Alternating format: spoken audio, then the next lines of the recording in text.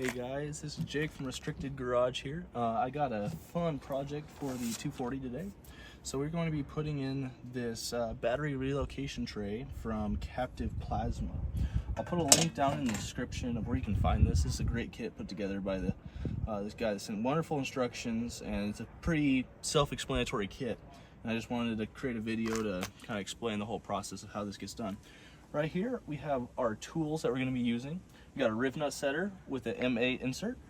We've got a, what size is that drill bit?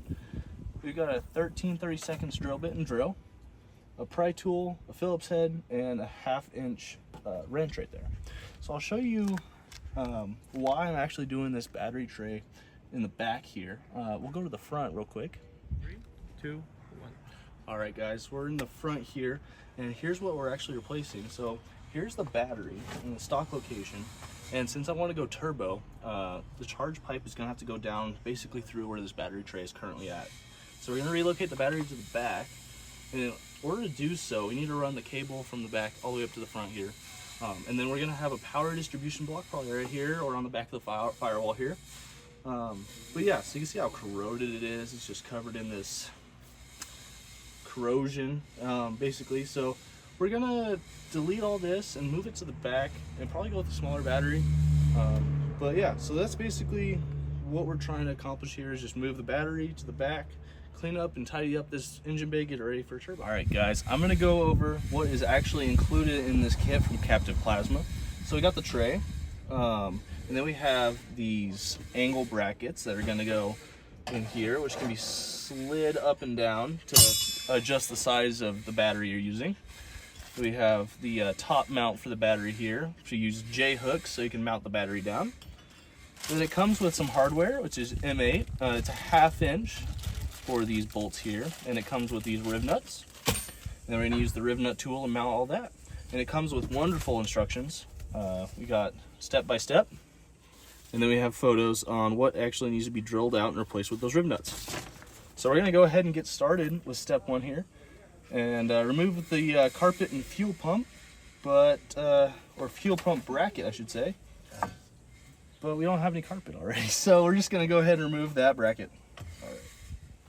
All right guys, so we're going to remove these metal covers real quick and make room for the tray we're going to be putting in.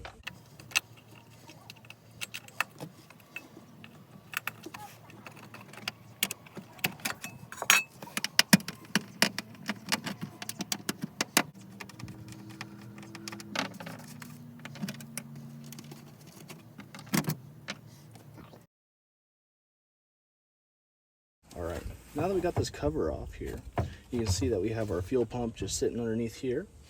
And this is the connector we're going to disconnect real quick. If we figure out how to do that.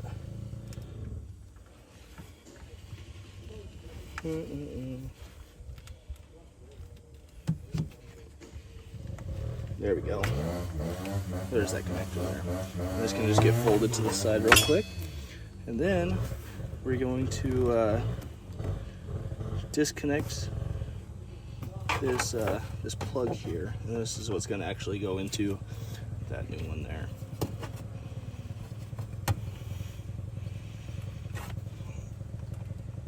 Ooh, that's tight. There we go. Went the wrong way, but that's okay.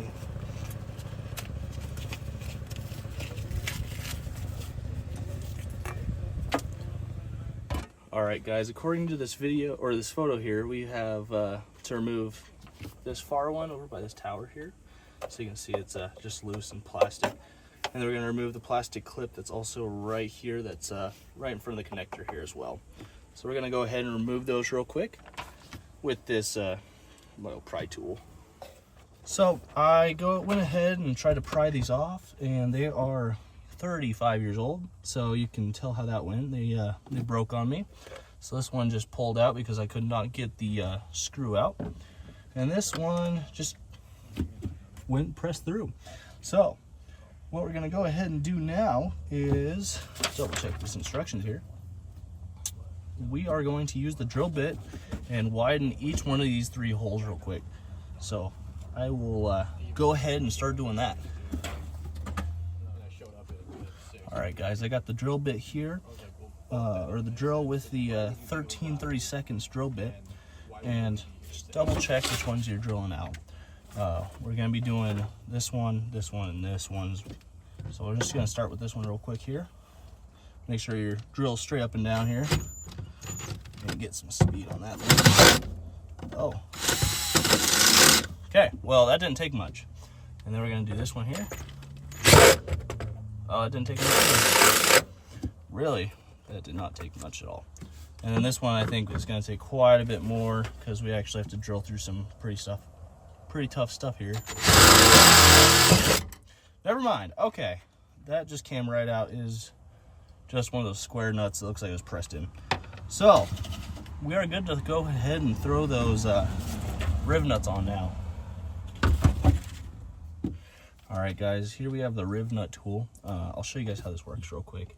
So we have the riv nut. You have to open up the riv nut tool. This is just from Harbor Freight. Screw it on. Make sure you have the right die size. Screw it on until it stops, which is going to bottom out. And I'll show you real quick because I have extra riv nut inserts. I'm just going to go ahead and use this one because I brought some extra, but your kit would probably not come with extra one of these. So I'll show you real quick. So when you squeeze real hard, I don't know if you saw that there, it collapsed the riv nut itself, which actually squishes the metal around it. So that's what's actually holding the bolt on at that point. And then in order to take it off, you just use this thumb screw in the back and it pulls it right off. All right, guys, so we're gonna go ahead and do that real quick. Thread this on. Make sure it bottoms out. Okay, and then we're just gonna do this one here. It looks like it's a little tight for that one, so we're gonna re-drill that. That one's a little tight as well.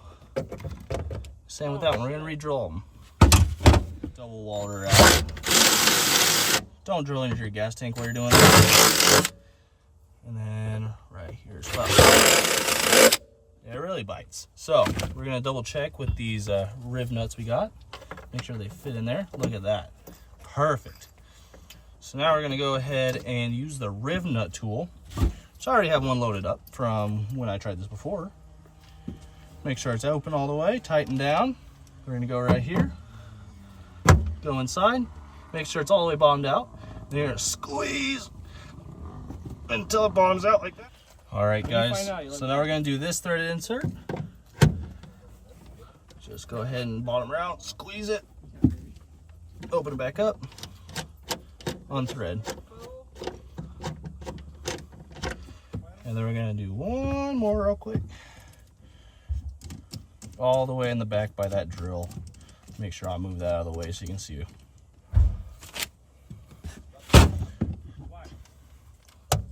This one might be a little tough from the angle I'm at. Okay, there we go. She's not quite bottomed out yet. There we go. Oh God, that one's tight. There we go. Just give it an extra squeeze and loosen it up.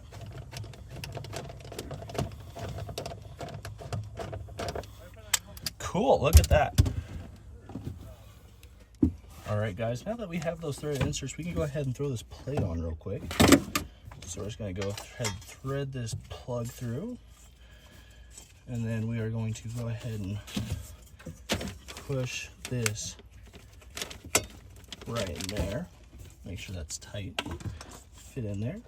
Just look at how nice that looks right there. So this is just gonna go ahead and plug back in. Ugh, kind of a tight fit. And now, I'm gonna move this out of the way.